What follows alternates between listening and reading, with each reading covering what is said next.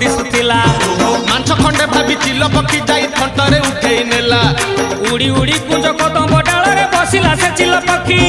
बारंबार थंट आघात करिला खाइब बोली भाभी कि आहे थंट थकी गला खाई न पारिला किछि लाभ हैला नाही ताटक फोपाड़ी से चिल पक्षीटा उड़ीण गला पळे नाउथिले राधा जहा कान रे हजी गला सेही कुंज बन रे हजी गला सेही कुंज